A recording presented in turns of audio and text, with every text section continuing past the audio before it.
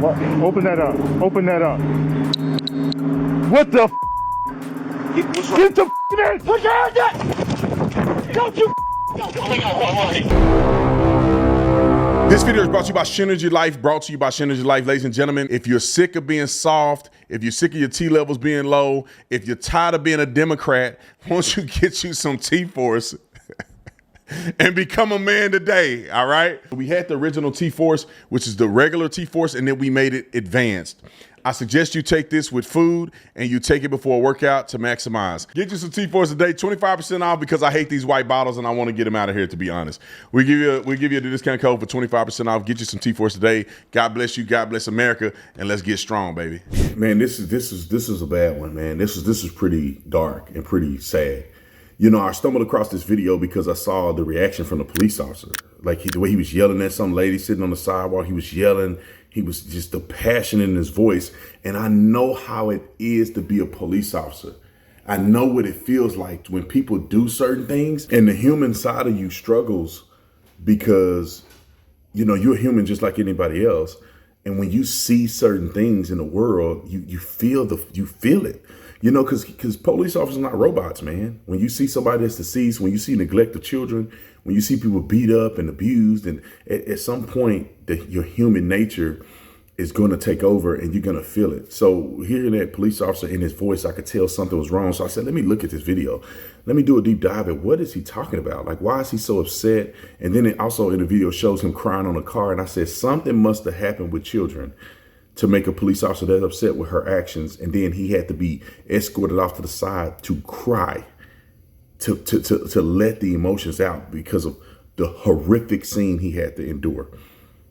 And I'm gonna show you the video and then we're gonna talk about it. I'm gonna give you some more details and context, but let's play the video of what the police saw when they actually discovered her during the traffic stop. There you go. Open that bag up. Okay. Don't be too close. Don't be too close. Pretty close. All pretty close. Open it up, ma'am. I did. Unroll the whole thing.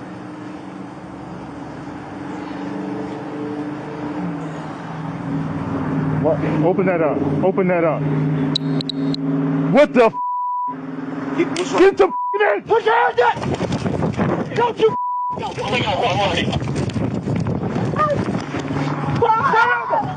over! Turn over! Turn over right now! You're under arrest!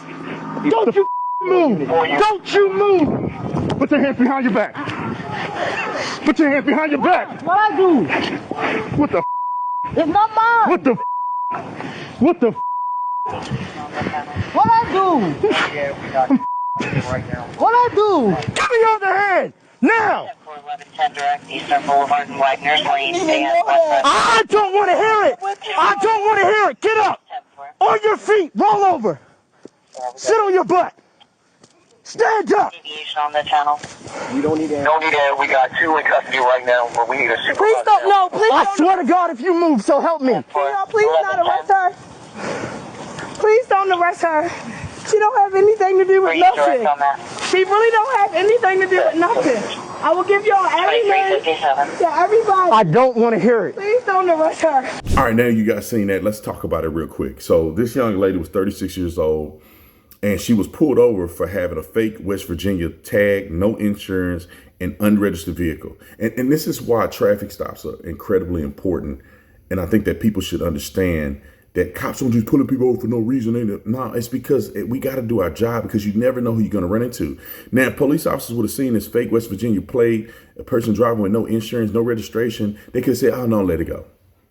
We don't need to go that far. It's a black lady. We don't need to, you know, she's living on hard times. We don't need to do anything about it. But in reality, they would have never discovered these deceased children if they had not taken the responsibility to say, we're going to make a traffic stop because a person has violated the law. It's not that they're going to chasing after black people or nothing like that. It's that people are violating the law and therefore they have to do their due diligence. So anyway, and so she gets out of the car. They could smell decomposition coming from the trunk or decomposition period. And then I think they could tell it was maybe coming from the trunk or they told her, where was that smell coming from? And she thought it was a dead animal in her car or something like that. And then she ended up pulling the suitcase out of the trunk. And as you can see in the video, she began to take off whatever clothing or something she had stuffed in the bag on top of the two children. And then obviously you could see the instance when the police officer saw it and he was like, what the F, what the F? I mean, he probably just, you guys don't understand when you see stuff like that. Decomposed 7 and 5-year-old that's been sitting in a car for months. First of all, the smell, it has to be so rancid that it's almost unbearable to even breathe in a smell like that. Even when you put them in a trash bag and wrap them up and put some scented paper on them, none of that is going to stop the pungent odor of decomposition of two human beings. And then when you open it up, I mean, I was telling myself this last night, I was like, what did he see? Like, how bad did this look? Because I've seen people decompose for a couple weeks and it is gnarly, but I have never seen people decompose for several months. And especially two children that she must have stuffed into a suitcase. She must have stuffed them in a suitcase, not just lay them in there. She stuffed them in a suitcase. And so anyway, when they found the bodies were obviously malnutritious and decomposed. And it says Jocelyn, which is the young girl, which she admitted to police, which we have a video of that. We'll show that here in a second, which she admitted to police she had abused. She weighed 18 pounds. Larry weighed 21 pounds. This is a 5 and a 7-year-old. Jocelyn was 7. She weighed 18. She weighed 18 pounds. I mean, this is neglect like I've never heard of or seen before. She was doing all kinds of stuff. Okay. Like she was taking stuff. Like she was getting the boy in trouble. Like she was just doing all kinds. And you disciplined her? Yes. Okay. How many times do you think you might hit her? I don't know. But I know she fell. Fell on what? On the floor. And what did you do after that? I tried. I just tried to bump her chest. Like I was bumping on her chest really, really hard. Like I thought maybe she was like, I don't know. Like I was just trying to. What did you do next? I laid in the bed with her. You laid her in the bed and laid next to her? Where was the boy at this time? Asleep in the other bed. Okay. Help me explain the other child. What happened? So he was still with you when the girl's now in the suitcase in the car. So what led to the next incident with the other child?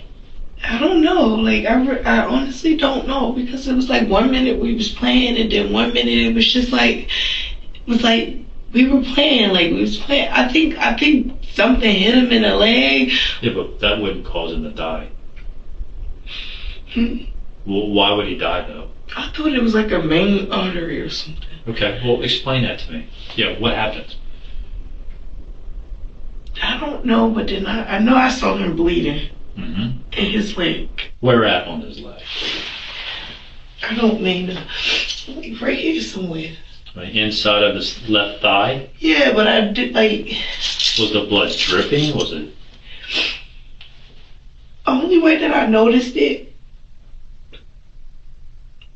And honestly, I didn't even notice it until I started trying to stink. And then when I started looking at his clothes, they was bloody. Caused the boy's injury with the blood in his thigh? I can't remember what exactly he was playing with. And I think I yelled it. I think I swung on him for playing with it. But I can't remember what. Is there a chance you hit him afterwards and... I didn't see the thing. It was just like getting drowsy, like the last thing he said. So the last thing he said? He said, honey, can you lay me down? What's that? He said, can I lay him down? Can you lay him down? Yes, because he was sitting up in the chair. He said, honey, can you lay me down? And I said, yeah, honey. And I went to smoke, and I turned back around, and it was like, stay. Anyone not answer me. Now, some people may not know the background, but the biological mom gave her kids over to this lady, which was her sister, right? So she gave her kids to their aunt in 2019 because mama was going through hard times and grieving and whatever she said it was. And she believed that Nicole was going to take care of the kids. And obviously Nicole didn't do that. Nicole was then found guilty. She pled guilty in the court of law. 2 counts of first-degree child abuse resulting in death. She got 50 years in prison, 5 years probation, mandatory mental health treatment, no contact with minors under 18. Now, she should get the death penalty, if you ask me, for what she did to these kids, because not only did she starve them, she also abused them, and then she stuffed them in a suitcase in such an inhumane way. But the mama is obviously coming out and saying that she's grieved that, that what happened. Some of her quotes that she said was, "I trusted her. I was mentally broken. That's my blood sister. I just needed a mental break. The mistake I made is trusting will always follow me. I'm sorry," is what she said. And it's just so terrible. Jocelyn, which is the young girl that was 7, her cause of death was blunt force trauma. And then you got Larry O'Neal III. His cause of death was unclear, but they believed that it was neglect and starvation. And so that was the cause of death for those 2 children. But this was a very unfortunate situation, very sad. And I'm hoping that justice is served for these 2 kids. 50 years is not enough for her to do these kids like that. If she thought that the children were she couldn't take care of them, she should have dropped them off somewhere. She could have taken them to a foster home. There's multiple things that you can do to alleviate children instead of, having them murdered and put in a body bag or a suitcase.